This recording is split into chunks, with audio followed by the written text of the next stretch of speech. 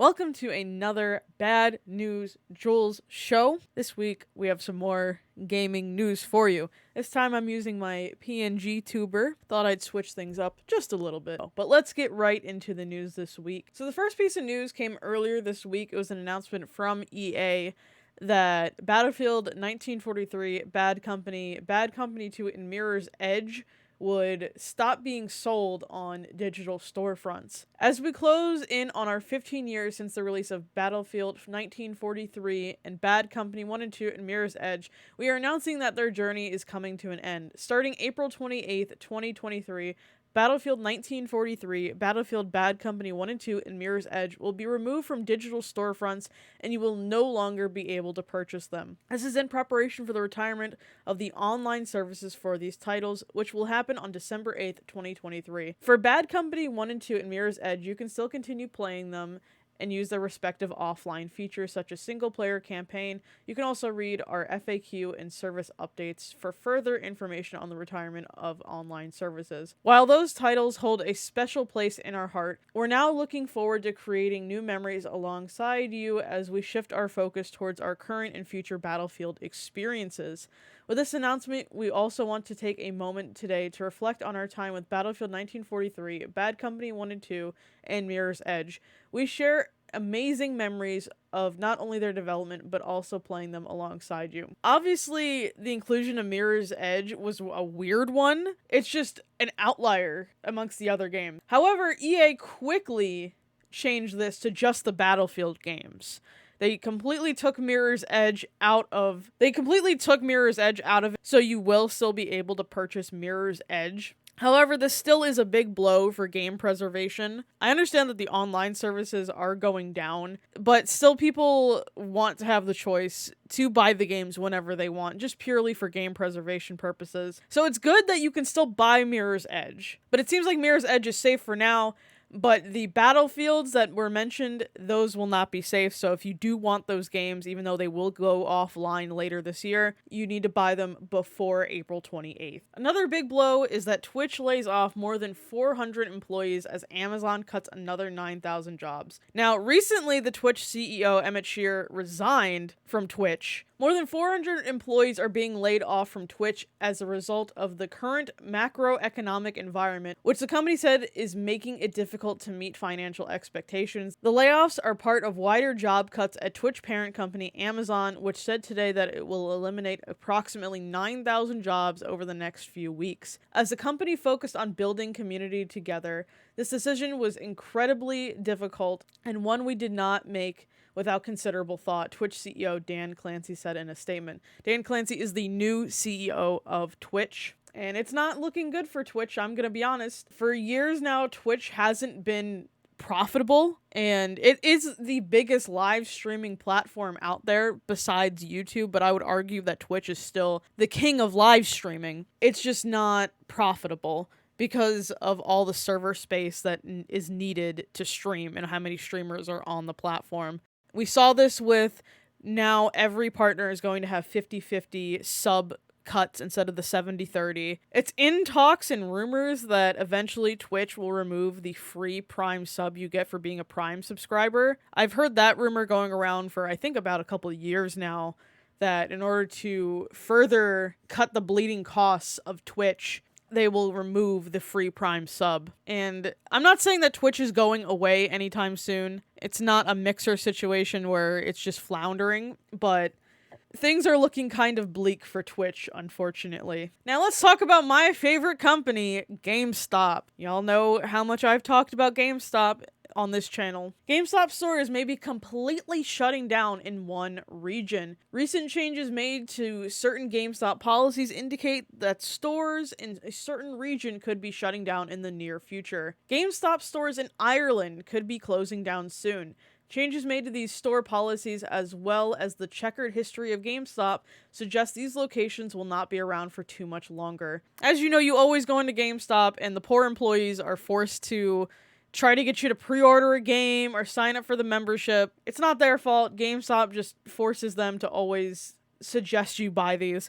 I was a GameStop Pro member for quite a bit, but the $5 discount was really the only thing I cared about, and At a certain point, I wasn't even using it because I just wasn't buying things frequently enough from GameStop. A recent announcement made on GameStop's website shows that these two programs have been discontinued in GameStop stores in Ireland starting March 22nd. Other discontinued programs in the region include gift cards, trade-ins, used product sales, and game protection.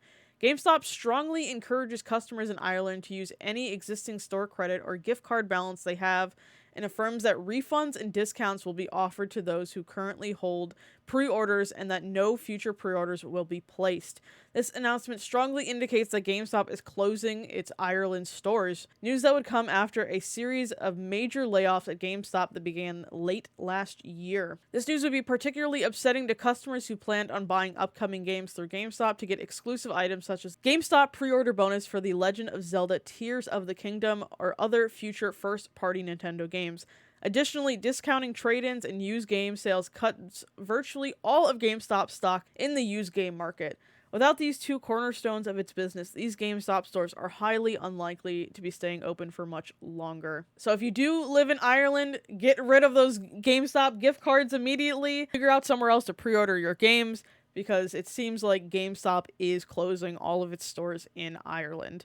And you know what? I've been saying this. I've seen debates in the comments from my other GameStop videos, but I think that we're going to be seeing less GameStop stores around. You could disagree with me, and I don't think it's going to be immediately, but this is a sign. I don't think GameStop has a very strong future. This one was a bit of a weird one. I saw this one trending all over Twitter when this game came out.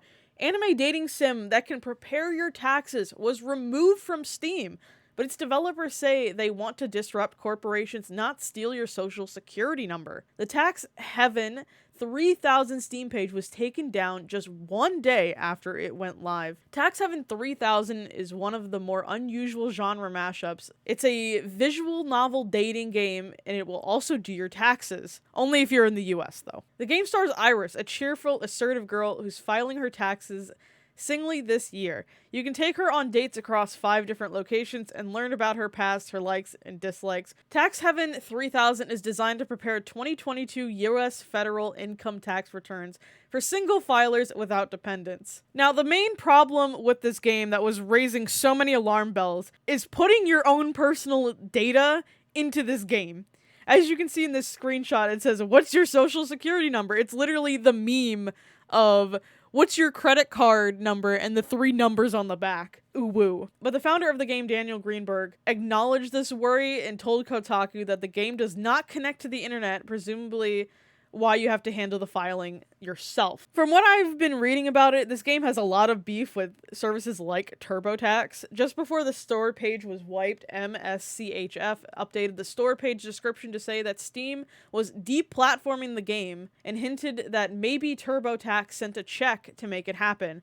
I assume that's not a serious allegation, but MSCHF definitely has some beef with TurboTax and other companies like it. Corporate tax filing services like TurboTax are predatory, parasitic bottlenecks that deliberately complicate the tax filing process in order to make it unnavigable by ordinary people, the Tax Heaven 3000 website says. But ultimately, Greenberg said MSCHF isn't looking to get Tax Heaven 3000 back on Steam because they don't know why it was removed in the first place. Instead, the game is now available on itch.io or its own personal website, Tax Heaven 3000. Let me know in the comments, did you end up playing this game? I didn't. I just saw screenshots of it. I didn't actually see someone play it, but let me know if you did end up playing this game and how the experience was. Definitely one of the more interesting stories this week and one of the more wild ones, and definitely starting a dialogue on the American tax system. Let's end off the show with some positive news. The Fire Emblem Engage Story DLC Fell Xenologue launches in April. Wave 4 of the Fire Emblem Engage expansion pass lands on the 4th of April. And for me personally, as a Fire Emblem fan, I'm super excited. I'm almost done with Engage, and I'm super ready for DLC. You'll be getting new maps, locations, new class types alongside story content with this Wave 4 DLC. I'm really surprised how fast this DLC has been coming out. Like, waves 1 through 3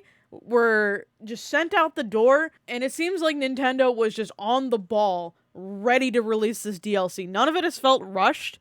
It's just, here you go.